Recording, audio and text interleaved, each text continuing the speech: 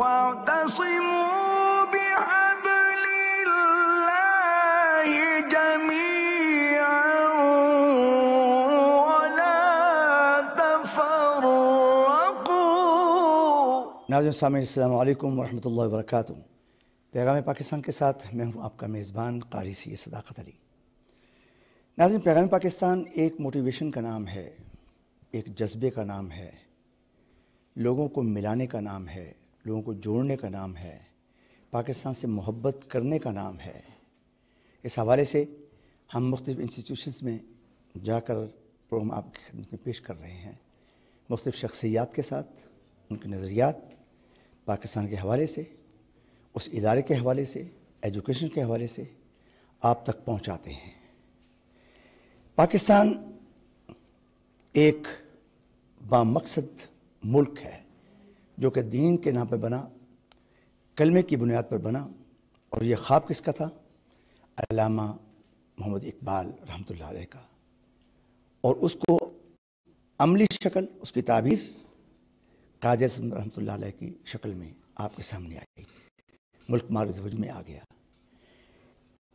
خواب کی تعبیر اور پھر اس کی تعمیر کے لیے جس ادارے نے سب سے زیادہ کام کیا، ہم اس وقت موجود ہیں۔ میری مراد اسلامک یونیورسٹی کے اندر اسلامک ریسرچ انسٹیٹیوٹ، جس نے اس حوالے سے، تعمیر کے حوالے سے بہت کام کیا اور ان کے اس مشن کو لوگوں تک پہنچایا۔ اس انسٹیٹیوٹ کے، اسلامک ریسرچ انسٹیٹیوٹ کے ڈائریکٹر جنرل جناب ڈاکٹر محمد ضیاء الحق صاحب ہمارے آج کے مہمان خصوصی ہیں۔ میں ان کو خوش آمدید کہتا ہوں۔ ڈاکٹر صاحب السلام علیکم۔ السلام علیکم۔ ڈاکٹر صاحب کی ذات جو ہے وہ تعارف محتاج نہیں ہے۔ ڈاکٹر صاحب نے اس حوالے سے، اس تحقیق کے حوالے سے، اس ریسرچ کے حوالے سے بڑا کام کیا، اور خاص طور پر پیغام پاکستان کے حوالے سے ان کی کنٹریبیوشنز جو ہیں وہ بالکل نظر انداز نہیں کی جا سکتی۔ اس نیریٹو کو جہاں پاکستان کے تمام پرومیننٹ اسکالرس نے ایکسیپٹ کیا اور انہوں نے اس پر سائن کیے، اس کے ساتھ ساتھ اس پوری کمپائلیشن کے لیے، اس کو پورے ایک شکل دینے کے لیے، کتابی شکل دینے کے لیے، اور اس کے اوپر ریسرچ کرنے کے لیے، اس کی تحقیق کرنے کے لیے، قرآن و سنت کی روشنی میں اس نیریٹو کو اجاگر کرنے کے لیے جو سب سے زیادہ کام کیا وہ ڈاکٹر محمد ضیاء الحق صاحب نے کیا ہے۔ میں بہت مشکور ہوں ان کا۔ اسی حوالے سے حکومت پاکستان نے ان کو ستارۂ امتیاز سے بھی نوازا اور کئی ان کو انٹرنیشنل ایوارڈز بھی دیے گئے۔ میں ڈاکٹر صاحب کو خوش آمدید بھی کہتا ہوں، اور ان سے میں گزارش کروں گا کہ وہ اس اسلامک ریسرچ انسٹیٹیوٹ کے حوالے سے ہمیں کچھ بتائیں کہ یہ کب ماضی وجود میں آئی اور اس نے کیا کیا کام کیا۔ بسم اللہ الرحمن الرحیم۔ محترم جناب صاحب، ہم سب سے پہلے تو آپ کا شکریہ ادا کرتے ہیں۔ آپ کو فیصل مسجد میں Islamic research institute international Islamic university میں خوش آمدید ہیں، آپ کی ٹیم کو خوش آمدید کہتے ہیں۔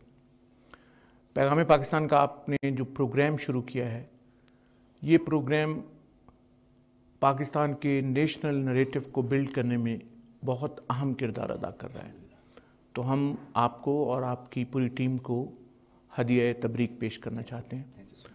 اسلامک ریسرچ انسٹیٹیوٹ کا پہلا برتھ جو ہے وہ 1948 میں ہوا۔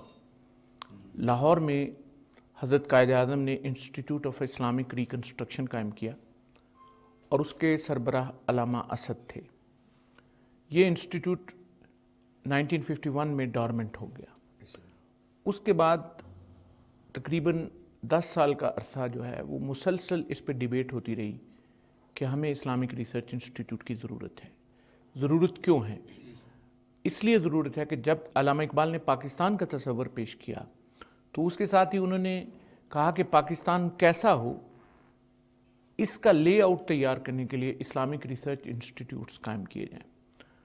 تو ہماری جو کانسٹیٹیوئنٹ اسمبلی تھی وہ بہت ان کا اصرار تھا کہ اسلامک ریسرچ انسٹیٹیوٹ قائم کیا جائے۔ چنانچہ constitution of Islamic republic of Pakistan 1956 کے مطابق پریزیڈنٹ آف پاکستان سے کہا گیا کہ آپ اسلامک ریسرچ انسٹیٹیوٹ قائم کریں، اور یہ دنیا کا واحد انسٹیٹیوٹ ہے جسے کسی کانسٹیٹیوشن میں پرپوز کیا گیا۔ 1958 میں اس کو قائم کرنے کے لیے ایک کمیٹی بنی. 1960 میں اس کے لیے باقاعدہ نوٹیفیکیشن ہوا اور 1962 میں کراچی میں یہ انسٹیٹیوٹ قائم ہو گیا اور پاکستان کے پہلے وزیر تعلیم ڈاکٹر اشتیاق حسین قریشی اس انسٹیٹیوٹ کے ڈائریکٹر جنرل بنے.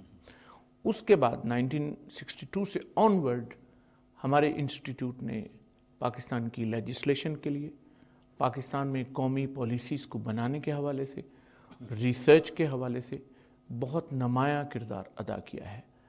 1980 میں اس انسٹیٹیوٹ کو اپ گریڈ کر کے اسلامک یونیورسٹی بنا دیا گیا اور جب 1986 میں انٹرنیشنل اسلامک یونیورسٹی بنی تو پھر اس انسٹیٹیوٹ کا انڈیپینڈنٹ سٹیٹس بحال کر کے اس کو یونیورسٹی کا ایک کانسٹیٹیوئنٹ یونٹ بنا دیا گیا. ہمارے انسٹیٹیوٹ میں 3 بیسک کام ہو رہے ہیں. ویسے بہت زیادہ کام ہے لیکن ہم ان تمام کاموں کو 3 چیزوں میں تقسیم کر سکتے ہیں. ہم اس کو کہتے ہیں 3 ڈائمینشنل اسٹریٹجی. ایک ہے ریسرچ جو کہ ہماری فنڈامنٹل ڈیوٹی ہے، اس میں امپیریکل ریسرچ بھی ہے، سوشل ریسرچ بھی ہے، ریلیجس ریسرچ بھی ہے اور ڈیٹا کلیکشن بھی ہے. اور دوسرا ہے ٹریننگ. اس ریسرچ کی بیس پہ ہم مختلف قسم کی ٹریننگ پروگرامز کرواتے ہیں جس میں پوسٹ ڈاکٹرل فیلوشپ ہے، پوسٹ گریجویٹ فیلوشپ ہے، انڈر گریجویٹ اسٹوڈنٹس کے لیے ریسرچ ٹریننگ اور ایکیڈیمک رائٹنگ کی ٹریننگ پروگرامز ہیں. اور تیسری چیز یہ ہے پبلیکیشنز. جو بھی ریسرچ انسٹیٹیوٹ میں کنڈکٹ کی جاتی ہے اس کو ہم یا تو کتابوں کی صورت میں پبلش کرتے ہیں یا پھر اپنے 3 ریناؤنڈ ریسرچ جرنلز جو 1960 سے ہی چھپ رہے ہیں ان میں پبلش کرتے ہیں. اسلامک ریسرچ انسٹیٹیوٹ کے پاس پاکستان کے بیسٹ ریسرچرز موجود ہیں. ہمارے پاس بیسٹ ٹیکنیکل ٹیم ہے جو کہ ایڈیٹنگ، پروف ریڈنگ سے لے کے پرنٹنگ تک کے تمام پروسیس کو کرتی ہے.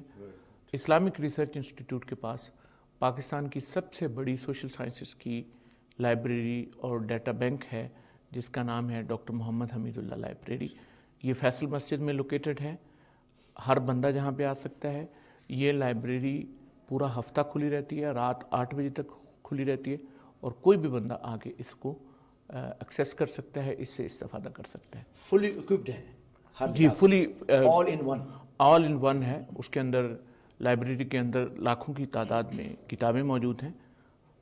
لائبریری کی رچنس کا اندازہ آپ اس سے لگا سکتے ہیں کہ ہمارے پاس 35,000 ریئر کلیکشنز ہیں اور ہمارے پاس سینکڑوں سال پہلے لکھی ہوئی تحریریں، مینuscripts، قرآن پاک کے نسخے، حدیث کی کتابوں کے نسخے، جو دینی کتابیں ہیں وہ. اسی طرح پرنٹنگ پریس کی انوینشن کے بعد جو پہلی کتابیں پریس کے ذریعے چھپیں وہ ہمارے پاس موجود ہیں.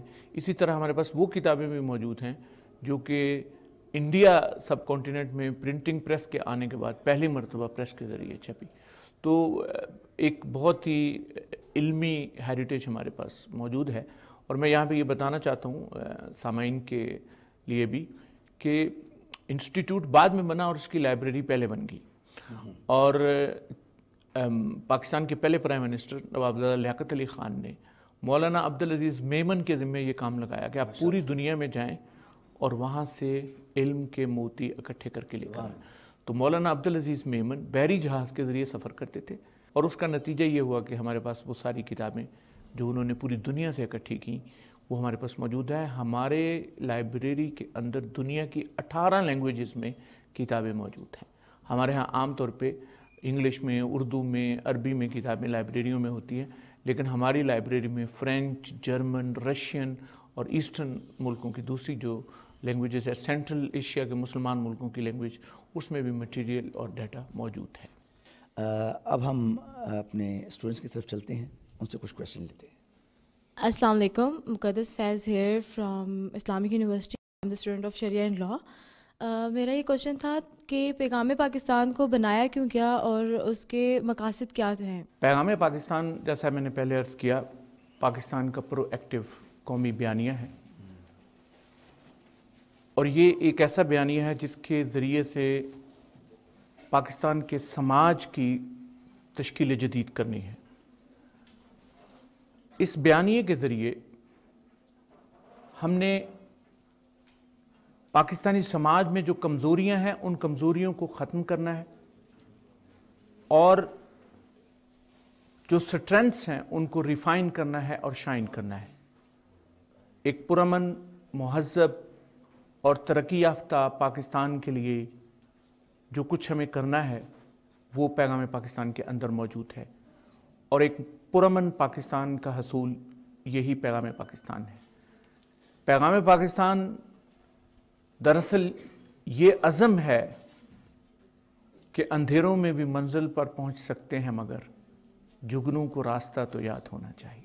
Assalamu alaikum, sir. Myself Zainab Ibrahim. I'm from Sakhar, Sindh, and currently I'm a student at International Islamic University, Islamabad. I'm a student of LLB first semester. My question is that پیغام پاکستان جو اس کے مقاصد ہیں اور جو وہ role play کرتا ہے، اس میں ہم ایز اے اسٹوڈنٹس اور جو پاکستان کی یوتھ ہے وہ اپنا کیسے رول پلے کر سکتی ہے اس کو پروموٹ کرنے کے لیے، اور پیغام پاکستان کے جو بھی مقاصد ہیں ان کو پروموٹ کرنے کے لیے. پاکستان کی ایک جو بڑی اپرچونٹی ہے وہ 60% سے زیادہ یوتھ ہے. یوتھ یا تو پاکستان کی کنسٹرکشن کے لیے استعمال ہوگی،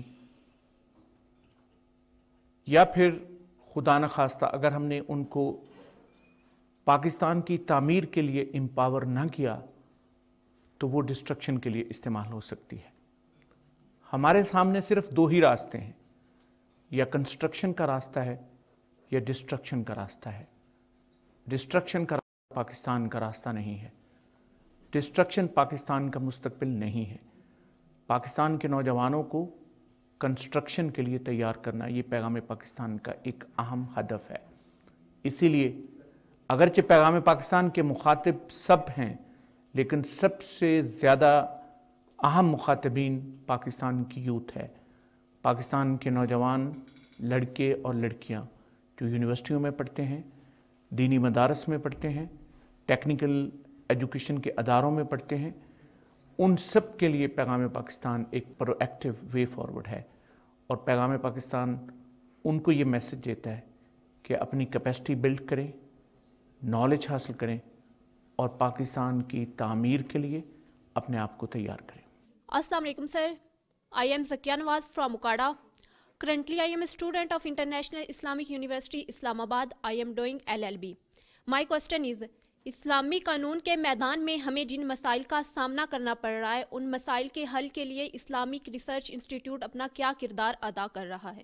اسلامی ریسرچ انسٹیٹیوٹ جب سے بنا ہے، اس انسٹیٹیوٹ کا کام ہی یہ ہے کہ مسلمان سماج کے اندر جو نئے نئے مسائل پیدا ہو رہے ہیں، اسلام کے بنیادی مصادر قرآن و سنت کی روشنی میں ان کا حل ڈھونڈنا. پاکستان کے اندر آپ لوگ جانتے ہیں کہ 1961 سے پہلے میرج رجسٹریشن کا کوئی قانون نہیں تھا. تو 1961 میں مسلم فیملی لا آرڈیننس انٹروڈیوس ہوا. اس میں ہمارے ادارے کے ڈاکٹر فضل الرحمان ان کا بہت اہم کردار ہے. اس کے علاوہ وقتاً فوقتاً جو بھی مسائل پیدا ہوتے رہے، انڈیویجول لوگوں کی طرف سے بھی، سرکاری اداروں کی طرف سے بھی اور مختلف آرگنائزیشنز کی طرف سے سوالات کی صورت میں وہ چیزیں ادارے کے پاس لائی جاتی ہیں.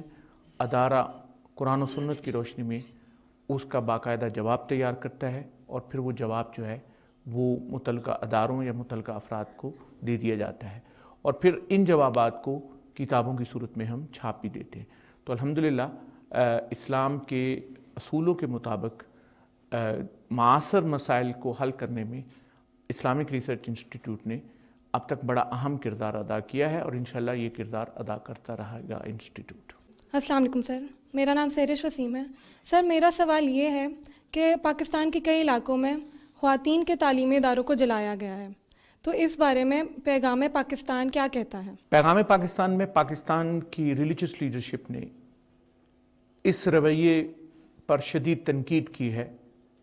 ہم نے دیکھا ہے کہ ٹرائبل ایریاز میں اور دوسرے علاقوں میں دہشت گردوں اور انتہا پسندوں نے خواتین کے تعلیمی اداروں کو ٹارگٹ بنایا ہے.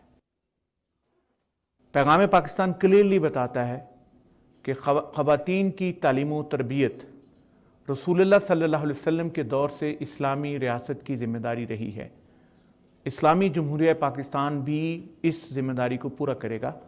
چنانچہ خواتین کے تعلیمی اداروں کو تباہ کرنا، ان کو جلانا، ان کے خلاف پروپیگنڈا کرنا، تعلیمی اداروں میں پڑھنے کے لیے جانے والے بچوں کے اوپر حملہ کرنا اور خاص طور پہ فیمیل اساتذہ کو ہراساں کرنا، یہ سارے وہ اعمال ہیں جو اسلامی شریعت کے بھی مخالف ہیں، پاکستان کے قانون اور نظام کے بھی مخالف ہیں۔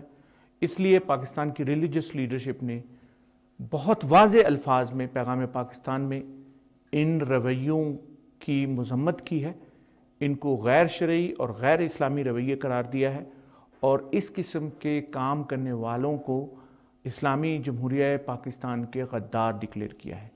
اس لیے یہ رویے نہ اسلامی ہیں، نہ پاکستانی ہیں، اور نہ ہی یہ انسانی ہیں، اور پیغام پاکستان اس قسم کے رویوں کو روکنے کے لیے بہت اہم کردار ادا کر رہا ہے۔